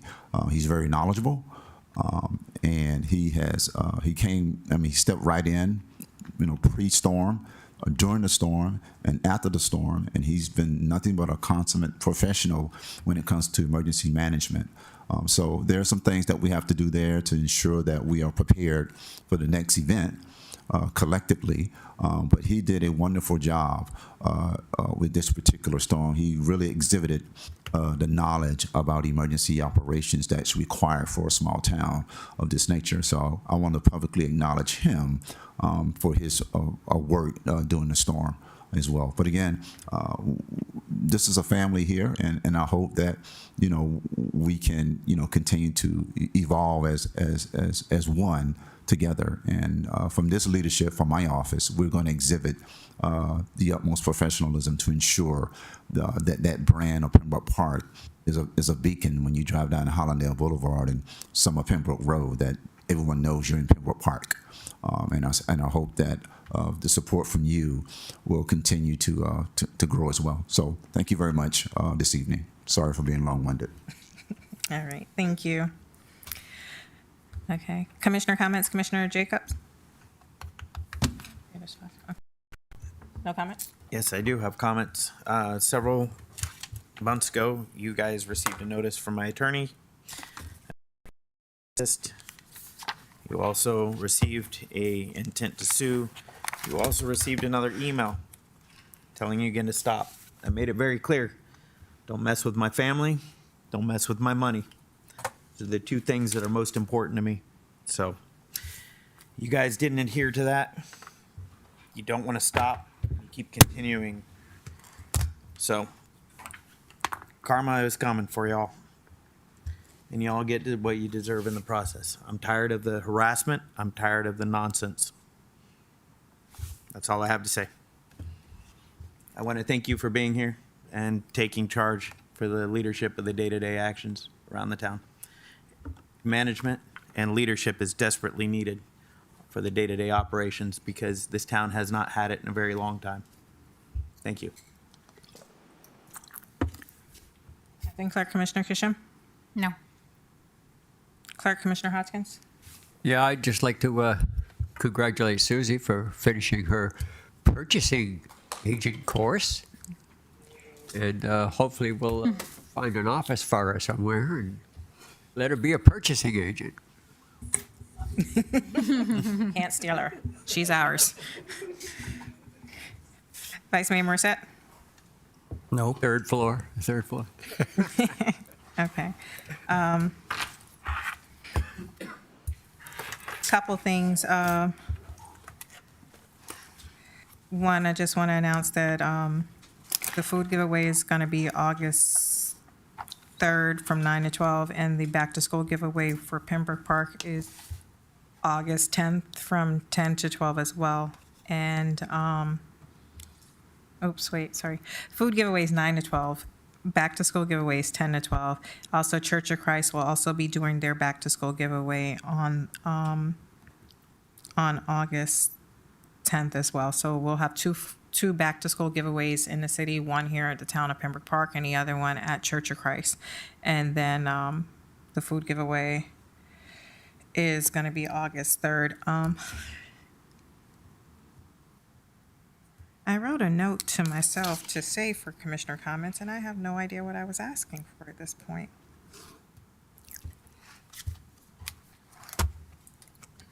I don't know. Oh, I know what it was. All right, here. We received a a letter from Rick Scott asking if there's anything that we need help with. Flooding. Huh? Flooding. The flooding issue, you want to yes. ask for? Well, that's what I wanted to have a conversation about. Can you get us a 1 by 1 mile umbrella? 1.6. Are we that big? We're 1.6, yeah. We need 1.6. Yeah, well, Gotta that's- cover the lakes that's too. what we need. Yeah. That's what, I was like, open the door back. That's what my note was to myself, and I didn't remember what it was. Okay, so a few months ago, we had a Zoom meeting with the White House Ombudsman regarding wastewater and stormwater projects in the town. And at that meeting, I was present, the Public Works Director was present, the grant writer, D. Carper was present, and also Connie was present from CAS, our lobbyist slash engineering guru. And we had the conversation with quite a few folks to see what funding options were available and to let them know about our concerns and our issues that we have during that we faced in the town. During that meeting, you know, the initial ask was to ask them for funding to do our infrastructure and get the money to basically redo the entire infrastructure for the entire city. During that meeting, our Public Works Director told them that we didn't have any issues with flooding and that everything was being handled in-house and that we didn't have a need. I would like to have or direct staff to open that door back to see what type of funding we can get. I asked for a PowerPoint presentation of the flooding that we had from the recent storm. So I need basically to put that out there because I need that done ASAP. I mean, we have another door being opened right now. This letter was literally last week that's from Rick Scott's office. So we need to, you know, while they put that little crack, we got to push our way through it. And so I need a PowerPoint presentation with showing all of the flooding. I need for you guys to gather all of your pictures, get it over to Jeffrey. Over to Louis. But we need a PowerPoint presentation. I need a PowerPoint to give them. Can you guys give it to the interim managers and then he can? Yeah, and make it happen, yeah. So I would like to, you know, push the door open, and I would like all of us to be working on it collectively to try to see if we can get some funding from them to try to alleviate our problems, because we have a lot of issues, and we need to fix it. You also did some live video, so you can also add those things in the presentation, so it'll be great. Yeah, there are definitely some of the homes that needs to be raised Yeah. and re-anchored down. So if we can find any funds for that, that would be a great help for these people because Yeah. Well, right now standing we water can't- in your living room is not fun. Well, right now we got to get the infrastructure in place. So that's the key push, and at least that's my key push. I'm assuming that's going to be your key push as well, is to get the infrastructure in place for the city so that we're not flooding. And so I think this is going to be a collective effort on our parts, but we also have to make sure that the message is clear and that it's the same message moving forward. That yes, there is a flooding problem in the city. Yes, we need help. Yeah, we live in a swamp. So Or when we alligators meet here with 100 people, years ago. but when we meet with people, because it didn't look good that, you know, we're squawking, we need money, we need help, and then to have that conversation, and it kind of went like, wait, why are we in this meeting when we pulled together all of these key people? So I just want to make sure that the message is clear and that that is the direction of this town, that, hey, we do have a flooding issue and we do want to make sure that we are asking for the same thing. We also have to have the property owners behind us, Well, this money's not coming from- against us. Yeah, well, this money's coming from the White House. I mean, this Well, is like all of our even if infrastructure. money comes from the White House, if the property owners don't let you go in and do anything. Yeah. Well, you can raise your home without their permit, but you can't do any draining or pumping from their You can't. property. Well, we have issues where we have water coming in from I-95. That has nothing to do with the property owners, but we need to make sure that we're presenting all of the issues that we have. So we also need places Is where that we pond pump at the water. 32nd Street supposed to alleviate that? Well, as the engineering company said, you can engineer yourself out of a 75-year storm, but not a 100-year storm. Yeah. And we're getting 100-year storms every year. So, We're also just getting normal rainstorms. Is when God spits, we flood. So, with that being said, I just want to make sure that the message is uniformed with all of us so that when we're speaking from the same page. No, And we that will we give have- this responsibility if you to want to do that in the workshop, we city can sit manager, down. so maybe he will. Well, I don't want to wait till the workshop. I want to send this PowerPoint off to these folks so that we can get them back on the hook because we have an election coming up and we have no idea who's going to be in office. But if we're going to get some money, we need to get it from the current administration because I don't know what's going to happen on November. If we can get that contact, you Okay. know, I mean, I'm sure I have it, but Okay. for a presentation, for a packet going to Senator Scott, and we're certainly work with our legislative team as well. Their experience in this area, so they'll assist, and we'll get that completed. Okay, I appreciate it. So Chandler, could you do something? Could you get me the names and possible addresses of all the park owners? All the park, Mobile home mobile home park. Yes, sir. Sure, Keep those in your district. sure. Yeah, To have them all because it flooded everywhere. It just flooded Okay. my district. Okay. right. Announcements, special magistrate hearing Wednesday, July 17th, special magistrate hearing August 21st, workshop commission meeting August 28th, first budget hearing September 11th, regular commission meeting September 11th, final budget hearing September 25th, workshop commission meeting September 25th. And with that, I'll entertain a motion to adjourn. We're gonna Do adjourn. What, you want to date? Sigurdsson, does he have anything? Dave, you have anything you wanted to add? Yes, no? You came all this way. I know, I thought he was here for Always. the audit stuff. In rush hour, it's an hour trip from Pompano Beach. David Sigurdsson, consultant for the town. I'll make a quick comment about JLAC for one thing, and this is a very serious matter, and I think, Dee and I were discussing it today, and obviously, you know, we're going to be working with Chandler to try to get to the bottom of where we are and how long it's going to take to get where we need to be. But I can tell you that September 15th, there better be an audit in the Department of Financial Services because, you know, I personally went to the chairman of the committee last year when we didn't produce our audit and we were way late, and he wanted to know why he shouldn't have the state come in and do an audit, which is something that you do not want. And I reasoned with him that that the audit firm was behind for a variety of reasons, and that if the town had limited staff, and if you brought in an audit team from the state, then everything would stop for the audit that we were late on. And he agreed to that. He said, well, I understand what you're saying. So they didn't do it. But I just don't know how many more chances we're going to get. So this has got to be one of those things that is sort of an all-hands-on-deck kind of a deal.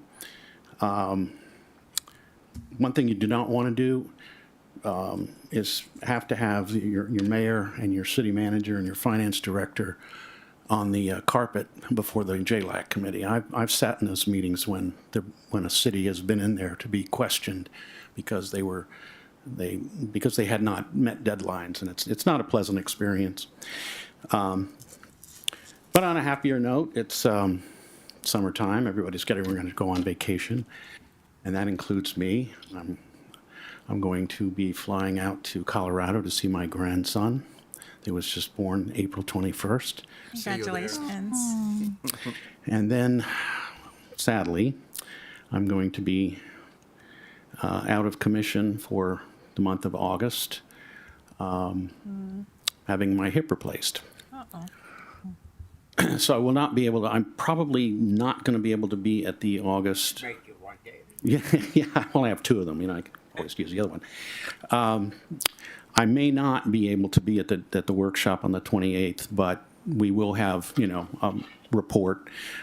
It's slow, not a lot's going on. All of the attention of the elected officials is on their re-elections, their respective re-elections. There won't be any legislative committee meetings until probably late November, early December. Dee and Connie continue to work on grants and so forth. I have been reviewing legislation that passed late in session, just kind of going through them. I will say one thing about the permitting thing, and this is kind of important. And Chandler and I had this discussion last week, I think. The legislation that imposes the incredibly tight new turnaround times for your for your building department, those portions of that bill, 260, I believe it was 267, those do not go into effect until January 1st. So you do have some time to get things in place to be able to meet those deadlines, which is going to be very important that you do. So that's, if anybody has any questions. Thank you. Enjoy your vacation. Thank you. I intend to. With you. I said I'll finally be able to keep up with you. Because you're going to be slowing down now. Oh, yeah. Well, they say I'll maybe 3 weeks of recovery time. It's supposed to be very. On after 6.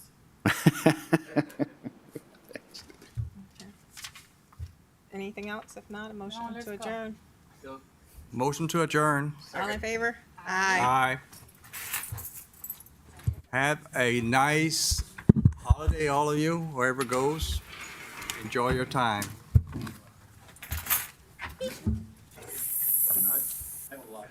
So why are our budget